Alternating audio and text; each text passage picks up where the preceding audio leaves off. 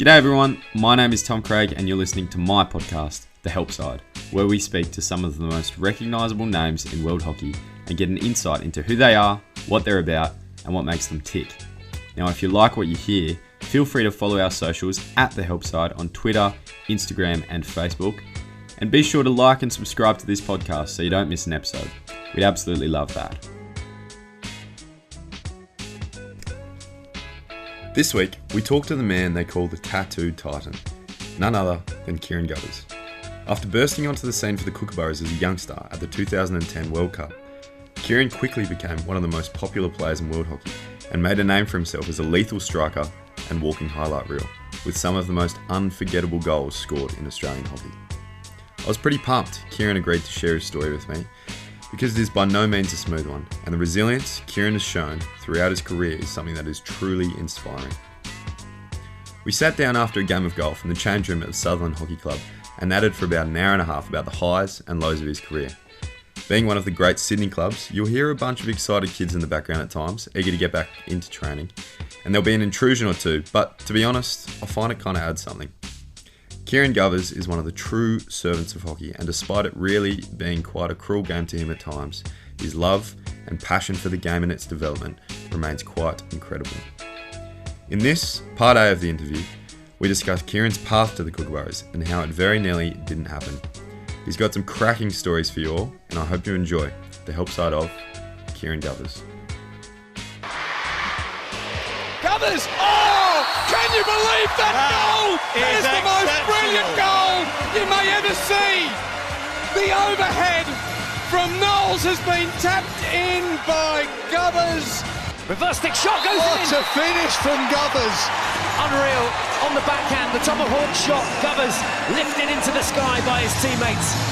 What a cracker that was. It's glued to his stick. Feeds it back in. Well done to White. Forward now to Govers. They queue up the Australians on the top. Yes! Oh yes! Oh yes! Oh yes! What a goal!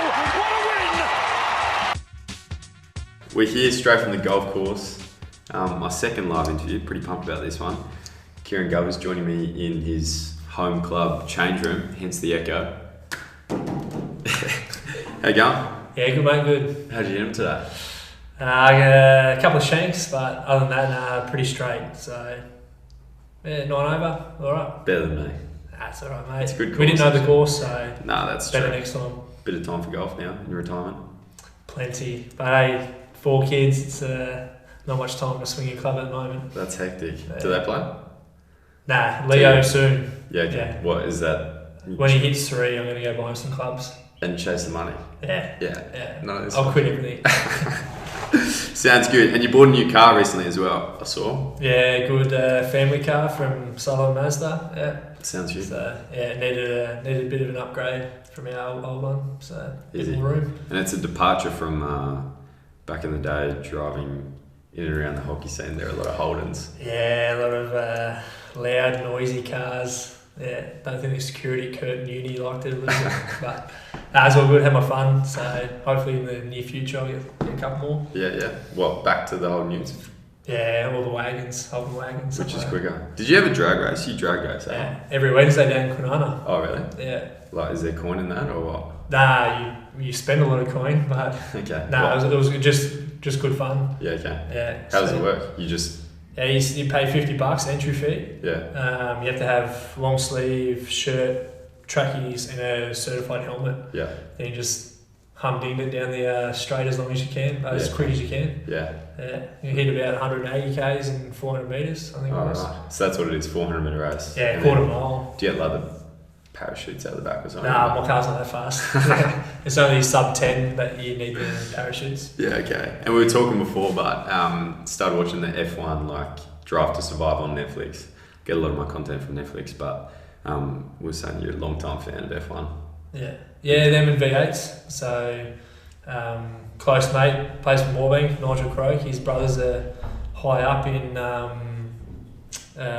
Shell V-Power Racing. Yeah, okay. So try and go see them as much as I can. Yeah. But I watch F1s on Foxtel. Yeah. Probably every week when they're on. So, Yeah. You got a team? Underdogs. Whoever's the underdog, yeah. Right. Mercedes is top dogs, so whoever's trying to chase them down. So not Mercedes, just the third and fourth. Yeah, Third and yeah. fourth Red place. Bull's going good, so Yeah. Ferrari's a bit tall at the moment, but Yeah, okay. yeah. Any chance of like starting go-karting growing up or anything like that? Would you ever pursued some sort of racing career or no? Oh, looking back at it, I didn't think the path I had chosen in cars was going to be the way either. But looking back at it, if Leo or Toby wants to do it, for sure, I'll put him in.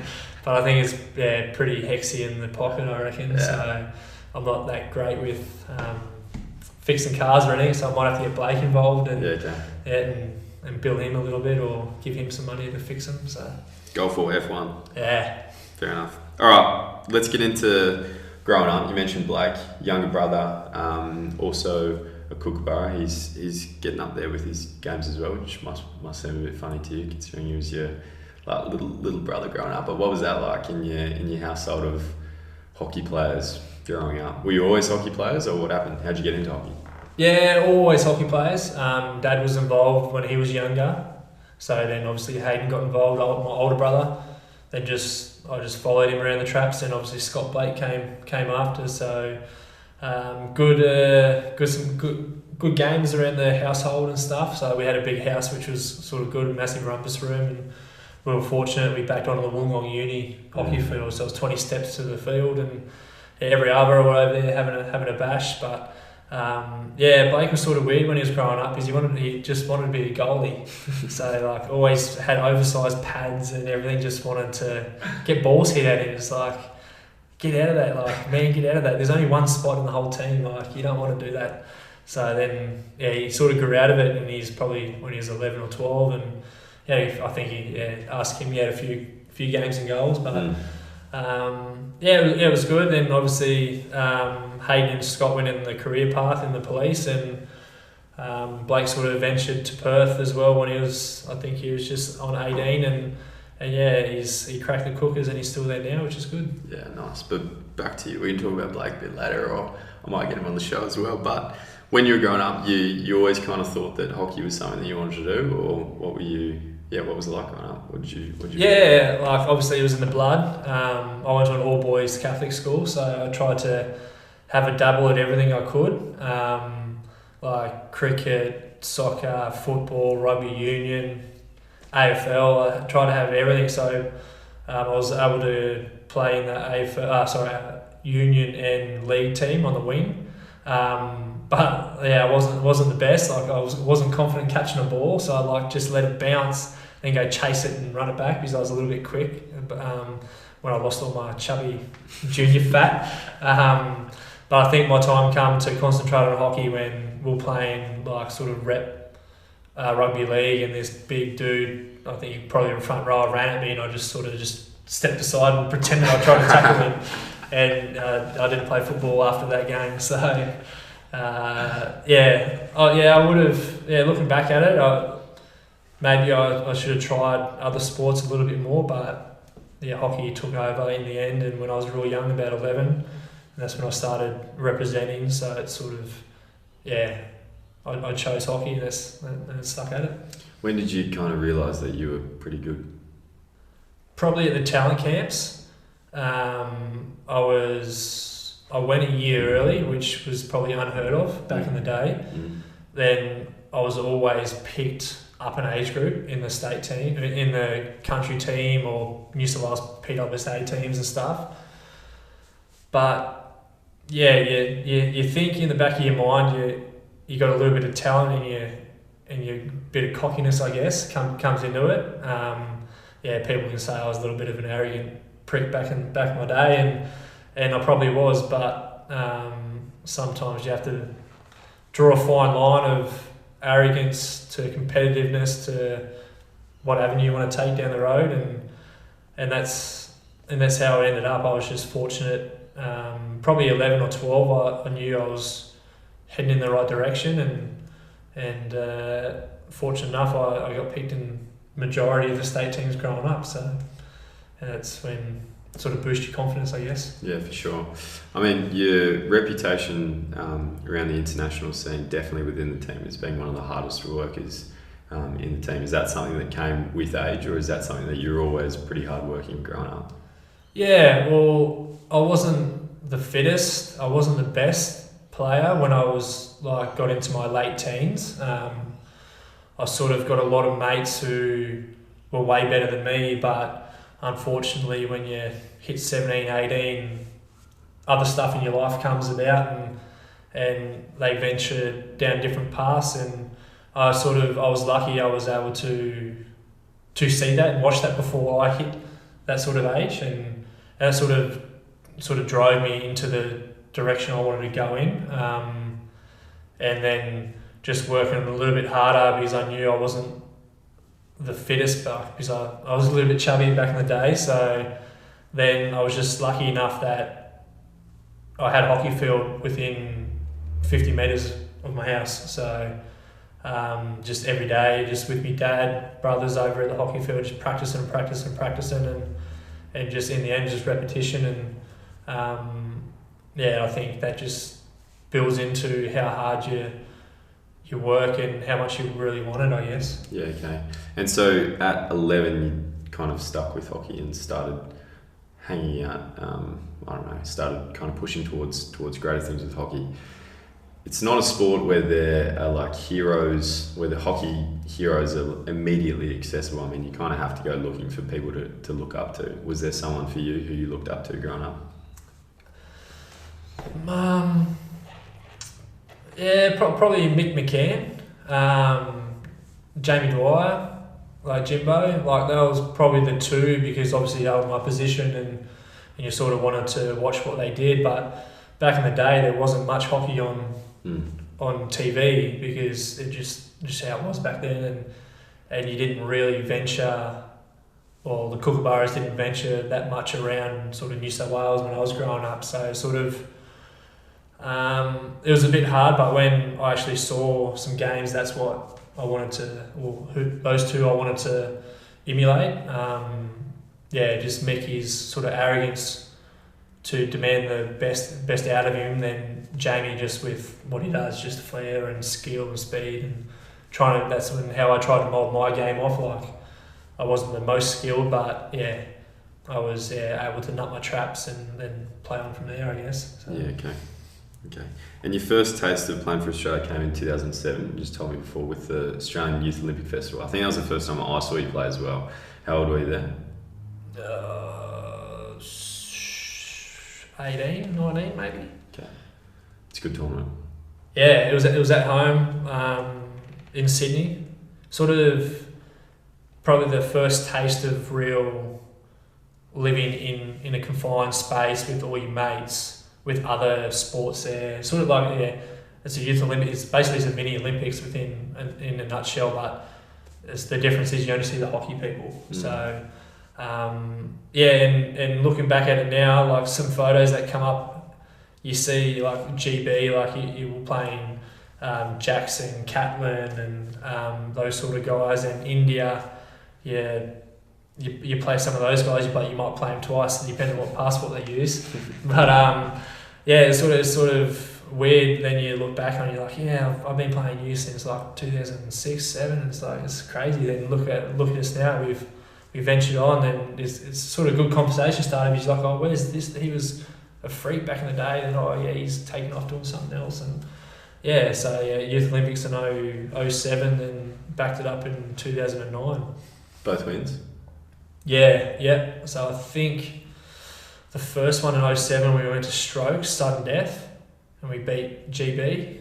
Then 09 we went to golden goal, and we got a breakaway, and I think it was Jason Donahue who just sprinted down the field. He was a pretty quick striker from ACT and just pined at top corner. It just went crazy from there. It's a good. It was a good team you guys had. I remember watching Des Abbott. But as you say, you listed the internationals who you played against, but your team was pretty good as well. Yeah. So I can't even remember in 07 who we had, but sort of 2009, because that was our Junior World Cup year, so that was sort of panning the way for a good build up into what was pretty depressing ending to a Junior World Cup. So, but had a good role with those sort of guys, and I think there was maybe a bunch of us who went 07 and 09, so that was sort of good. Yeah, okay. I'm going to pull up that Junior World Cup because, I mean, across your career, you haven't had a lot of failures as far as playing for the Kookaburras go. I mean, you won 2 World Cups and like Commonwealth Games. I mean, we're going to touch on London later, but the Junior World Cup, it was close. What happened there? That was 2009. Yeah, 2009. It was pretty iconic because it was a split tournament in Singapore and Malaysia. So, we went through the round undefeated, I think. Then it was sort of weird because we finished on the same goals as someone, maybe Germany, I think it was. Because we knew if it got close, because the quarterfinals and all the semi-finals crossed over, but they were at like another venue in I can't remember, Johor maybe. Then we finished and our wins were the same, our goals for, our goal against, and all that was the same. So we had to come back. I think it was against Germany and just have a stroke off. A different day, different occasion. No, it was that. So we finished playing. Yeah. Then I think Germany played after us. Yeah. Then like we had cooled down and everything, but we were on the practice pitch just in case the game went the way it was going. Ended that way. Then we had to go back onto the pitch and have a stroke off to see who finished first in the table. That's unbelievable. So yeah, it was crazy. Then we went into the semi-final. So you won the stroke off? Yeah, sorry, won the stroke off. Finished first. Then we crossed over. Yeah, I don't know who the stroke off was against, to be honest. But we crossed over against Germany, and we just went to extra time. Like it was pretty that way. They had Fuchsie, Hayner, and all those guys who are still playing now, the junior dudes, or now the seniors. I was going to say Fuchs would have been about 12. Yeah, like he's still grease lightning. He scored the goal actually. Like we had him pinned in their bottom right hand corner, and they just smashed the ball out. Then we mistrapped it, and Matty Boyce went to change direction, tripped over. It's just, I don't know, it was like a domino effect, eh? Like we missed the ball up front, someone mistrapped it, Matty went to turn and get it, tripped over, then Fuchs just got it and ran the back and just pined it, just scored. But then we rolled New Zealand and 3-4 to bring home the bronze. Lessons from that, or? One for Scotty Garner, don't lose your passport. So what happened there? Yeah, he was like, because we had to cross the border, so to get to our semi-final, and we went to passport control just like at any airport you do, and like we all had our passports and everything, and Scotty's like, I don't know where mine is. And we're like, man, you just had it. Like he's like, I know, I think I had it, and like he couldn't find it. We ransacked the bus, couldn't find it. So then, like he had to get off the bus because he wasn't allowed into Malaysia. So then he just got left at the depot at the passport control. Then we had to go on and play. Then we rang. So we got dropped off. Then we rang. I don't know, the bus company or something. Then they checked the bus and it was like down his pocket in his seat. So, but by that time, Leon Hayward was the other goalie as well, and he just came in and that was it. But the other lessons, we played pretty good, to be honest, and just unlucky in the end. So And juniors hockey, anything could really happen. But it wasn't long after that until you made your debut for the Kookaburras. So 09, it was July, I think. Then the Kookaburras had a tournament in Canberra at the end of the year. And Rick had said, because I had a bad hip condition, and Rick said, go in, get it sorted, then we'll see you in January. So that was, I guess, a positive and a negative, because like straight off that, you just want to make your debut, because obviously it would have been in the pipeline. I think they went to Malaysia because that's when Swanee and Goadsy debuted as well. So it would have been cool for all us three to debut, but life happens and that's how it went. I went under, got surgery, and moved to Perth in January 10 and debuted at the end of January. And they're like looking at your arms, you're heavily tattooed. great call by one of the commentators in the Champions Trophy 2008. Called you the tattooed titan. But one of your arms pays tribute to your Kiwi heritage, and there was a rumour going around that if it weren't Australia, you were potentially going to go and play for New Zealand before you debuted for Australia. Any credibility to that rumour, or is there a story there? Nah, 100% true. Okay. Yeah, 100% true. I went to New Zealand and played in the NHL in 2006 for Wellington. We won. And at the time, I think the coach was Kevin Towns. Yeah, sorry if I got his name wrong, but we had a quick meeting. Then I think because I had a dual passport as well. So then if I registered as a New Zealand, so then they could get another foreigner over. Then they're sort of like trying to come under the table to get through basically 3 foreigners. But then if I did that, then they would have picked me in the New Zealand squad. So then I just went as a normal foreigner. But then I think it might have been maybe a couple of years later, Shane McLeod, shooter over Belgium, like they actually offered me like a contract. But they spoke to there was Dean Cousins and Phil Burrows and that about me going, ifs or what's going to be the repercussions with the team and that sort of thing. So yeah, basically I think I was like 18 or 19 with a a national scholarship, basically a contract in front of me if I want to go play for New Zealand.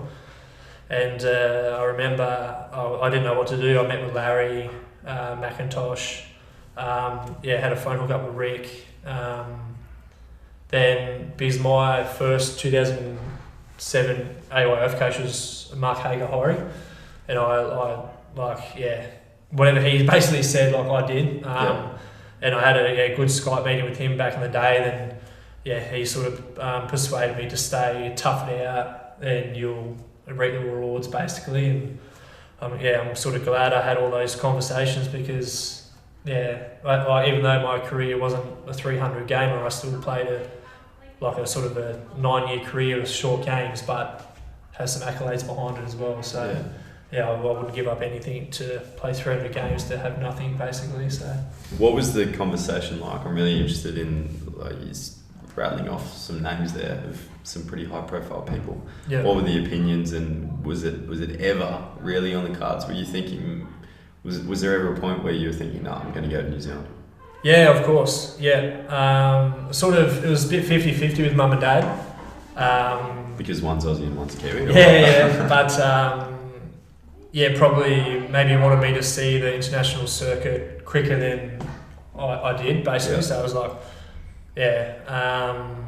Larry, he was sort of a bench sitter, but more persuasive, obviously with the Aussie stuff when he was with the Cookers in 04 and however long he spent there, and Horry, because he sort of brought me through my junior Aussie stuff, so he was a massive influencer, I guess. Like if he said go, I would have went.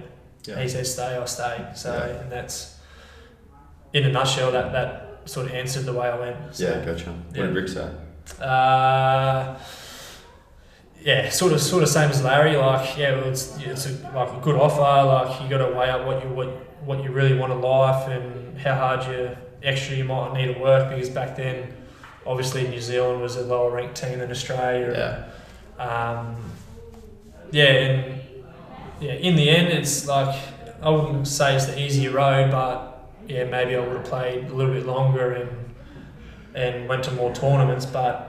With New Zealand, but maybe not had the medals I have with Australia. So it's sort of nothing against New Zealand, because representing your country and going to tournaments is an unbelievable achievement. But I chose it and stuck with it, and glad I did, because within 6 months I was debuting and went to the World Cup. So Talk to us about that. What was it like what was that phone call like?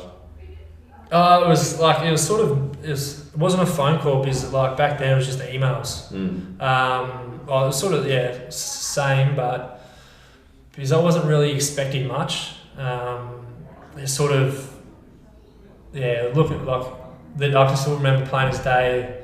It was so fantastic for myself, but then again, a guy who I played hockey with liver, it was a massive downer for him, and seeing how he had to deal with things. This is the World Cup selection? Yeah. So I debuted in the end of January against Korea and Hobart, and we just went back for a training camp in Perth. I think we went down south for a little bit, and at that time I didn't have a house, so it was myself, GT and Liver staying in just an accommodation in Perth.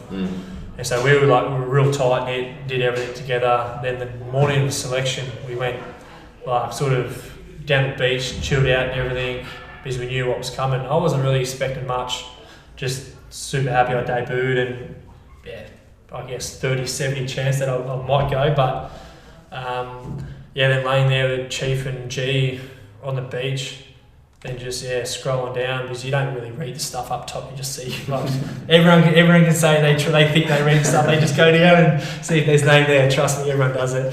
Then it's just Govers. You're like, Govers. Then it's crazy, eh? It's but then it's me and G were happy, but then we had to sort of contain it because a 300 gamer plus missed out. So it's sort of, and a guy who you sort of looked up to as well. Then then we went to breakfast and spent big at breakfast, but then you just looked at Chief and he didn't eat anything, and he didn't have Belinda there, so he was on the phone to Belinda, and sort of it was mixed emotions, super excited, but on the other hand it was sort of probably an eye opener to how much a selection meant to someone. And that's sort of a big learning curve, I guess. So. And that's how basically selection went. And I think Rick did call Chief, I'm pretty sure, before. And it was just I don't think he could believe it, to be honest. But it's just how selections go, I guess. It's tough. Yeah. It's a tough gig. Why do you feel? Because that's pretty big for someone to go to a World Cup, which is one of the majors, within 6 months of debuting, or even less. Even what is it in your game that Rick really liked to take you as such a young player to that tournament? I think because I was versatile, so I could play striker, midfield. I had a little bit of a flick. I wasn't as powerful as Luke or Chris was, but there's probably another threat that no one saw internationally, and I sort of had, I guess I had a bit of a go, a bit of determination to me, I guess, and that's what it was. But probably I think I debuted, I had 3 games, then by end of the World Cup, I think I was a world champion with 13 caps or something. So it was crazy. So just how the world can change within 6 to 9 months. Did that change things for you going to the World Cup? Did you start to feel a bit more like a fixture in the team and a bit more like a fully fledged Kookaburra, or when did that come? Not really. Because back in the day, you had your Kookaburra squad and you had your AIS. So some were mixed together and some just had an AIS scholarship. So I moved over just on an AIS scholarship. So I was sort of still trying to be accepted within the group and a newbie. But to be honest, it was probably to my detriment that I thought I was safe. So I had a pretty good year. Went to World Cup, went to Aslan Shah, went to Champions Trophy. I got picked in best 11 Aslan Shah. Went to Champions Trophy. Then I sat out with, I think, George Baisley and Mitz. He went to Champions as well, and that was sort of my sort of calling that nothing is smooth as it was, and I guess relying on what you've done previously and not worrying about what you're doing in the now. And Rick always said that you're always going to get picked on how you're performing at the time, not what's been in the past or what you might do in the future. And that's sort of my calling, because I knew coming up to comp games I was fighting and not comfortable for a spot. And and the writing was on the wall by the time selection date came, and I sort of knew then, and when a selection came, you're not in it, and sort of like cemented the nail in the coffin basically, and then I reckon that was my turning point in my career, to be honest, as a Kookaburra. So then, end of 10, I got picked in the first squad. Then I just didn't want to. So GT, as you're saying, make yourself as unselectable as you can, so they have no excuse. So that's when I lived with him, like he lived with me, then Burgers lived with me as well, Nathan Burgers. So then we just trained, like did the extras like behind the scenes and stuff, and that sort of reaped into what was it, 2012, and so probably missing com games in 10 was the turning point of when, right mate, you got to knuckle down and pull your finger out of your backside basically and get cracking there. Yeah, okay. I definitely remember I was around for the first, my first couple of years you were over in Perth, and you were always the first one to training, stretching and rolling, and I know that's a whole nother piece. That's probably the injury piece, which we'll get into, but definitely I mentioned before about the hard working, and that's definitely true, and everyone can see that. Now, last week, I sat down with Flynn Ogilvie for episode 11 of The Help Side, and it was an absolute cracker. Check it out. So you actually did your hammy. I think I remember it very clearly. Actually, we were playing GB. I remember the first half you were untouchable. Like they just could not get the ball off you. And for the most of the tournament, just playing unbelievable hockey. And then it was at Aslan Shah. So when you were kind of sledging it to because Mike before, like maybe there's sorry Malaysia. Maybe there are some bad memories there. But do you remember the actual feel? Like you don't have to talk about it if you don't want to, but the actual feeling of what happened. You kind of jackknifed or what? Yeah. So actually, a funny thing. Andy Philpott, one of the nicest guys alive. Yeah. Passed me the ball that was in front of me, and I sort of lunged to reach it. Ended up missing it by a long way, so I probably shouldn't have lunged. And my knee hyperextended, body went over the top, and I just felt a pop. I felt a pop in the middle of my hamstring, which is weird because it tore off the top. Yeah, okay. It tore off my hip. Yeah. So I thought I'd just torn it, not torn it off the bone. But Andy Philpott was so sorry for passing me the ball, so upset that he passed the ball too far in front of me, and he was more upset than I was, I think, which is typical him because he's so nice. That's classic. And he's a doctor, actually. Yeah. So he should have known better. He should have. But the other thing, he's probably one of the most enthusiastic hockey players ever. Like, he practices with 2 hockey sticks. And the only man I know that takes a spare hockey stick to go and play in the street while we're away on tournaments. So, yeah. And I felt quite bad for him, actually, because he felt bad for he thought he made me tear my hamstring when it wasn't really his fault. Plenty more where that came from. If you missed it, go back. Episode 11, Flynn Ogilvie. We talk a lot. It's good. Go have a listen.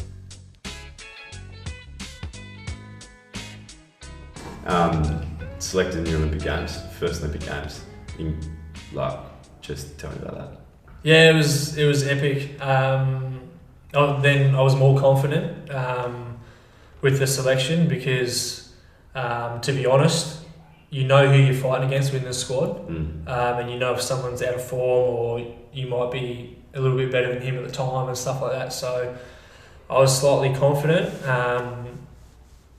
about selection, and I was just at home with G on the lounge, and we read the email and basically jumped up and Yahooed and stuff, and I think we ran on the piss that night, to be honest, and got hammered. But then on the flip side of that, there was sort of 2 occasions where it was pretty tough to deal with as well. That's when Des got named. Then I think within 2 weeks he got pulled in to a meeting and just got dropped because I can't pinpoint it, but I think it was something to do with his knee. I can't say what happened in the meeting because I wasn't there, but from going from sort of out drinking with him, celebrating all that, then within 2 weeks he's out of the team, and then you sort of like what happened in 2010 with Chief. You got to be a bro and have the shoulder and give him his time and stuff like that. So sort of because he just lived around the corner from me, so sort of that was hard as well. Then I think a week out before the I don't know. You went to Perth then.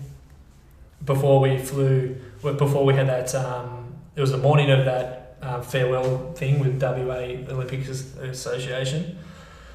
We had a trial game, and I gave away a free hit, and I just turned around, like faced the other way, and started walking back, and I just feel this massive pain in my ankle.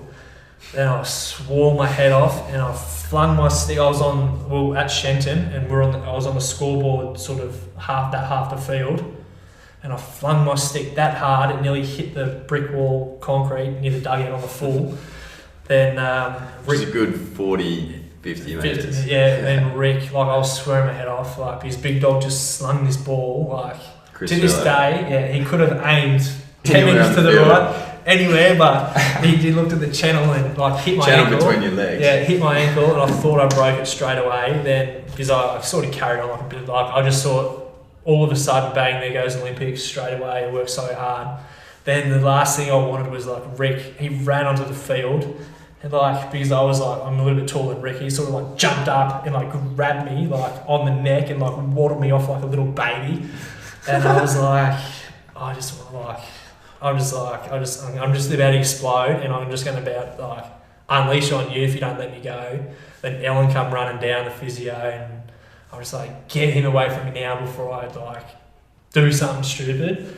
And like because my ankle was already fat and stuff. But that was probably another lesson as well, because I got sent off in the club match the weekend before that, and Rick sort of put me in my place. That I was probably like not thinking I was too good for my boots, but like I was probably getting in that comfortable stage again, and just having that, and like, and just that, because you have that much respect for Rick, that he does that to you for the better of you. You're just like, righto, like now I need to knuckle down. So, but then scans come back and I was clear. I think I had a cortisone or something, and it all panned out. But yeah, so two instances within 4 weeks. It was like bang. It could have happy, sad, happy again, and it could have been all over. Like you do the phone call to your parents, I'm waiting on results from a scan. Like you just but it is what it is, and you got on that plane.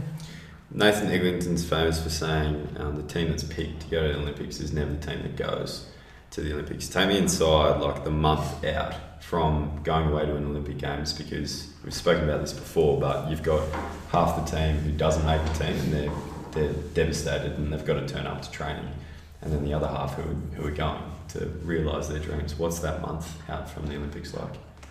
Yeah, it's sort of, it's pretty tough. Because you want to be super happy, but then respect the guys that didn't make it. Then you can just see, because you always play internal games, as you know, before you fly out, just to get up to speed and keep up to speed and your fitness and all that. The first week is probably the hardest week to, you're trying to tippy toe around the stadium and stuff, and it probably makes things worse, I guess. But other than that, I think the lead up was fine. Cruising into it. Back here in Australia, we took Cole Brown and Charts come over as the two reserves and did a fantastic job. Because I was sort of look up to Brownie and went to him when I didn't get selected and stuff. So he helped me mentally with that stuff. In London, we went into the village. Like got familiarised with what was going on and where everything is. Then we left our stuff down and we went out of the camp out of the village for 3 days just to chill out and do some more training and stuff. And then we came back in and hit the ground running. So, but yeah, back in Perth, it's that first week post selection it's pretty daunting, I guess. Yeah. And the tournament itself was pretty crazy. I mean, I'm not sure if you'd be perhaps not outright favourites, but definitely expected to win, like every time Australia goes to the Olympics in hockey. But what was the tournament like for you? Yeah, sort of. This time I didn't get caught up in the emotions or anything. we were pretty focused because we had some like senior players, probably the majority more senior, or ones that have gone to a couple Olympics, I guess, and they sort of taught us like stay in the moment, don't get overwhelmed within the vibe and stuff. The tournament, like we had a pretty good draw, so like we had South Africa, Pakistan, Spain, I think first up. Then we're cruising, then 3-0 or 3-1 up against GB, and we drew 3-all. So that was pretty a kick in the guts and an eye opener that we're a real thing, and if you lose one game, it's pretty cutthroat. So yeah, we're pretty up there in terms of Olympics, like winning or being in the top whatever. So that's sort of, the public just jumps on you when the Olympics comes, and that's sort of what got us pretty upset, because what our situation, and you just come back to the chokers and stuff like that. So I think Rick can quote me if I'm wrong, but since he took over in 2009 to that semi-final against Germany, I think we only lost like 9 or 10 games. So I don't think he hit double figures in 3 or 4 years. So we had a pretty good run within world number 1 from day dot when Rick and Poss and Gooders took over. And unfortunate, one of those games was in the semi-final, and I think we were 2-1 up or whatever, and we reviewed the game and stuff, and looking back at it now, we didn't take our chances and grab it and move on within the game. So it's sort of, we just left all the opportunities open and stuff like that, and one crap 70 minutes can cost you 4 years of hard work. So and basically that's what it did, to be honest. So it doesn't really hit home until after the match. You go into your warm down and practice pitch and stuff, and you see like the likes of like DY and Jamie, Knowlesy, and that like crying, like, you know, then you're just like, this is reality, and it's sort of like it's gone within 70 minutes of 4 years. So it's sort of, that's what sort of fueled the fire for the next Olympics, which went pear-shaped as well. So but it's what it is. But there was a bronze medal game after, which is a good thing about losing a semi-final, is that you get to kind of play again. Yep. And then you guys played GB, packed stadium. Yeah, 16 or 17,000 within a little confined space. Unbelievable. Yeah, and I still remember DY saying, "I don't want to go home with effing nothing." Because even if you look at the photos now, like on the podium or in the diocese, whatever you call it, and in our little group huddle, you can see the joyness of winning bronze, but the devastation of not winning the gold. Like, I just look at some of the faces, and if you go back and look at the photo, you can, it really hurts. Like, it really hurt, but the photo of you guys winning bronze. Yeah, like there's like, we're in like a little huddle on the pitch, and you can just see like, not fake smiles, but how much the previous day, because you played the semi and then you played the final within 2 days, so you know how much that semi really hurt us all, but within the guys that thought we were going to go, like, sort of when they went to Athens, and we were red hot for London, and that's how it went. Yeah, okay. And winning the bronze, I mean, a lot of athletes talk about how they see anything except a gold as a failure, and I know a lot of people are incredibly proud of winning bronze, you know, because you do win bronze. Is that how you feel about it, or is it just a bit bitter? Nah, I was extremely stoked, but it doesn't hit, because you're just in the bubble. Like, once you're a sports person, like a man or woman, you're just in this bubble until, like, you've realised what you're in, what you've gone through, what you're doing.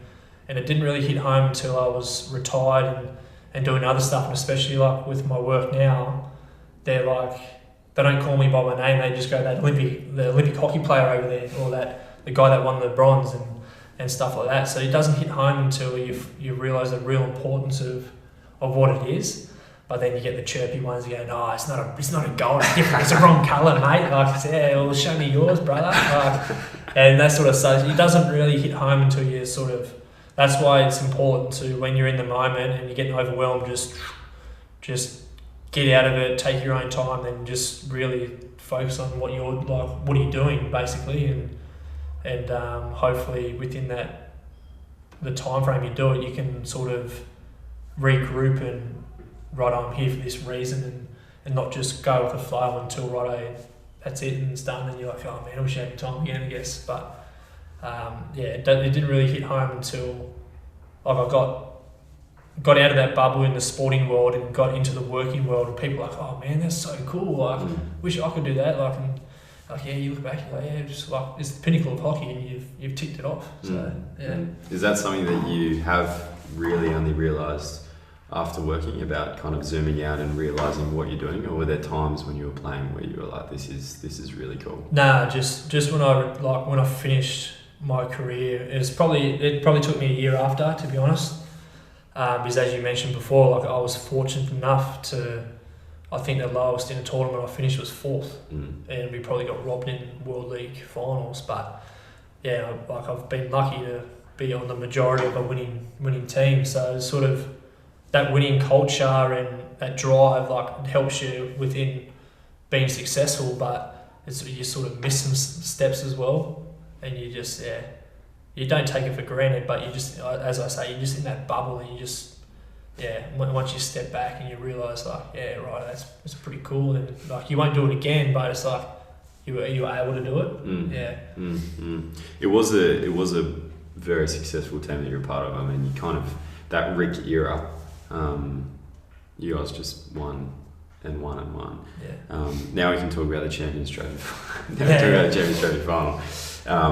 I'm sure most listeners will remember Kieran Govers scoring an extra time goal against the Dutch it was extra time, wasn't it? Yeah, it was last ever extra time in FIH history. I remember it was probably, that tournament was probably the best hockey I've ever seen, because it was a 0-0 draw in the round game against the Dutch, and that was, we were just peppering each other. Absolutely nuts. Like, that was the most exciting 0-0 draw I've ever seen, and then up against the Dutch again in the final.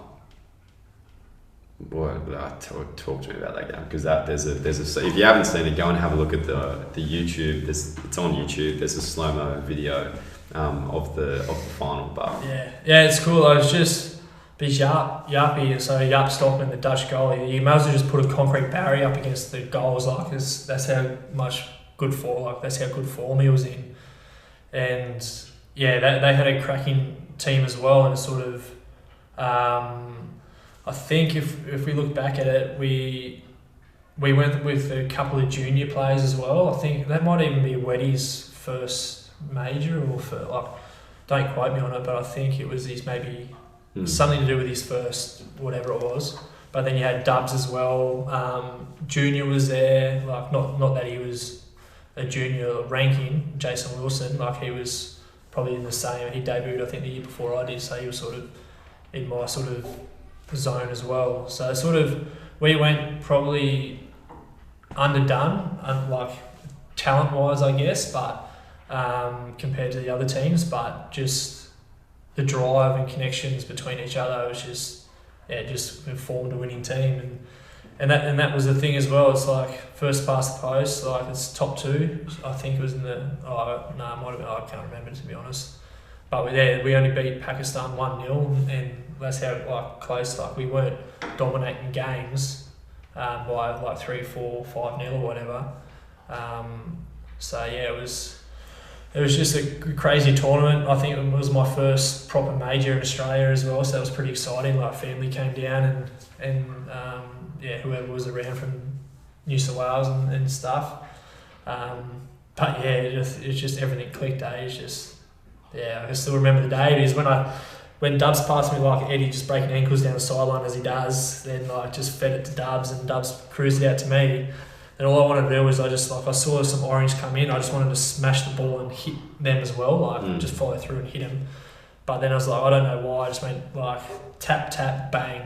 The next thing, I just see, because I hit it, and I just see Knowles' stick fling past my head. Then you just hear the dunk of the, I just felt like delayed in my mind. Then I just flung my stick, spun around, flung my stick, and we just ran to the crowd. It was crazy. So home tournament as well. Yeah. There's not much better than scoring a winning goal in that fashion against the Dutch at home. Yeah. It's crazy. Yeah. And that's why it sort of probably worked in my favour. Then the HIL auction was the week later, and I got a fair amount of money in the HIL auction. So sort of, yeah, well, I had a crazy 2 weeks, to be honest. Yeah. That's it for part A. Plenty more coming up in the next part that you won't want to miss. Stay tuned.